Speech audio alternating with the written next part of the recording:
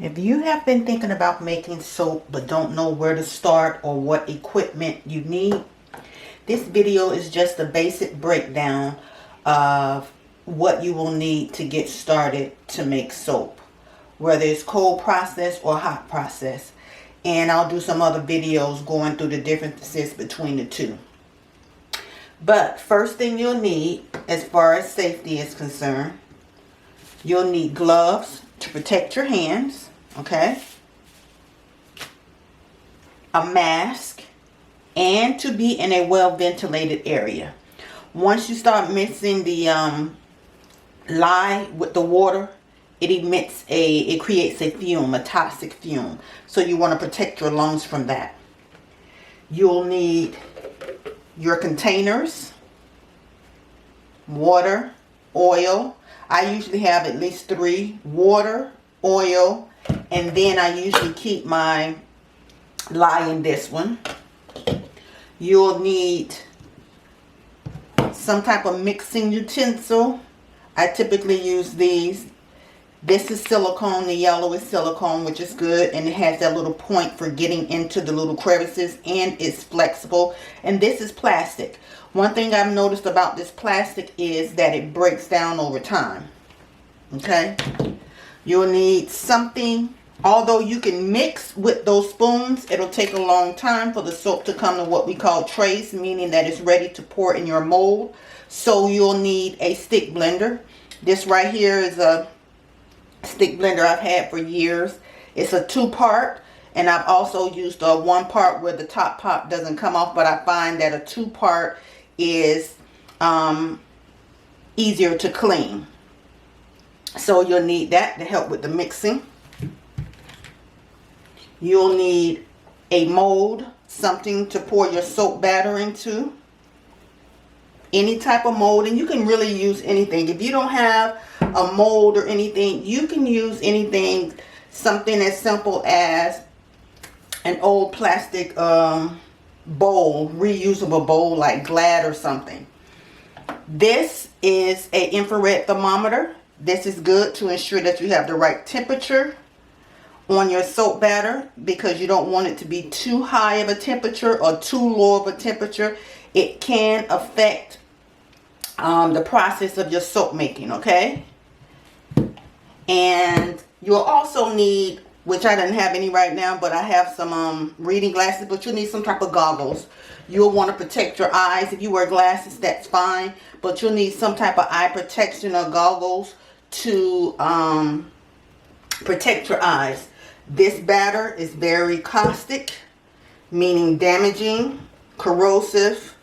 The sodium hydroxide, that is, that you're going to use. You cannot make soap without sodium hydroxide.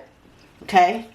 You want to keep a thing of alcohol, and this is just isopropyl alcohol, whatever strength, 70%, 80%, 90%, whatever you can find. This helps cleans up. And you can spray that on your soap for later. And this is the sodium hydroxide, but we'll go into that later on other videos on how you will use that. Another thing you will definitely need, which I didn't bring it out, is a scale. You will need a scale. You will need to have your ingredients weighed out to the exact weight.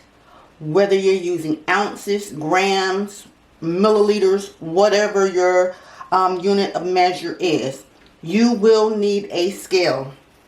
And let me just get my scale for you to show you what I have.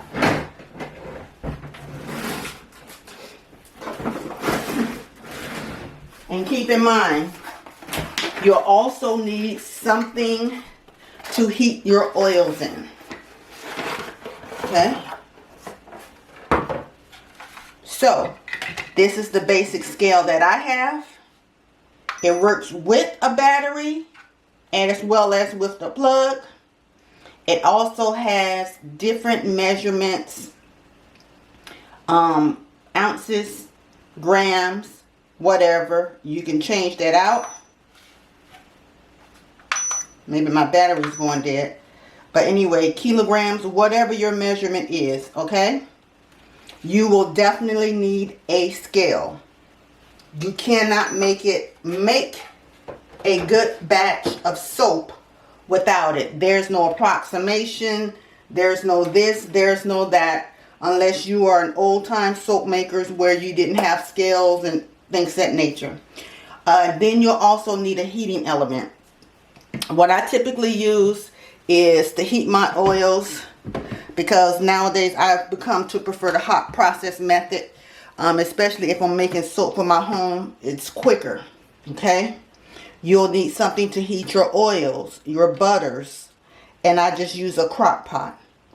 If you have like a little one burner type thing, I have a 2 burner somewhere, but I don't know where it is. But if you have like a burner, you can use that. But do not use aluminum pots, okay? You need something stainless steel or glass, and even glass breaks down. The sodium hydroxide has a reaction to the aluminum. Do not use aluminum utensils or pots when making soap.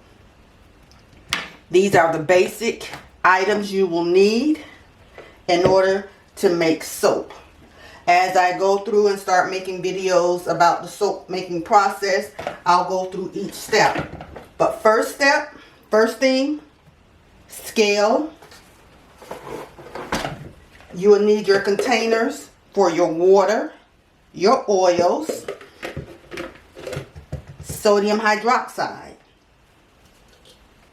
And you'll need that scale to measure all those items. You'll need a mold.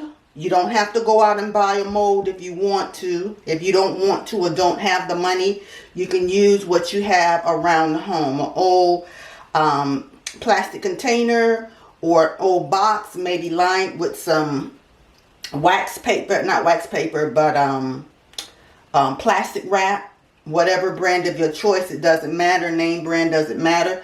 But you can, if you have an old box that maybe you got something shipped to you in, you line that with plastic, you can use that, okay? Most importantly, mask. Mask to protect your lungs. The chemical reaction between the sodium hydroxide and the water causes toxic fumes. You need a mask, an open window, somewhere that's well ventilated. Gloves, long sleeves along with the gloves, or long gloves that come up to your sleeves, either or. Gloves. Stirring utensils. Mixing to mix the batter. Again, you can mix by hand, but it would take much longer to do so. And a thermometer. Thermometer helps you read the temperature of the oils. You don't want the oils too high. You don't want them too low. You want them just at the right temperature. Somewhere, typically, mine, especially when I'm making cold processed soap, mine hovers around somewhere between 110 and 98, sometimes 95. 110 is at the very high end. But you want to make sure you have your soaps oil at the right temperature, okay? And heating element, whether it's a small crock pot, a one-eye burner, you need some type of heating element to heat your oils to that temperature. If you're using butters like shea butter, cocoa butter, or any type of butter, those need to be melted in order to incorporate into the soap batter. Alcohol for cleanup, okay? And some people say keep vinegar around just in case something splashed on your hand or arm or something. That helps to minimize the burning sensation after you washed off with soapy water, okay? These are all the items you will need if you were thinking about starting to make soap. Now is a great time to make soap. We're hovering around the holidays around the world, whether you want to make gifts for everyone, handmade gifts. They are perfect for handmade gifts. You can personalize them. If you want to make soap for your home, maybe you or a family member have some skin issues and you were trying to find ways to help with their skin issues because conventional or commercial soap has not helped any. This is a perfect way to take control of that. So guys, Thank you for watching. Until the next video, keep soaping.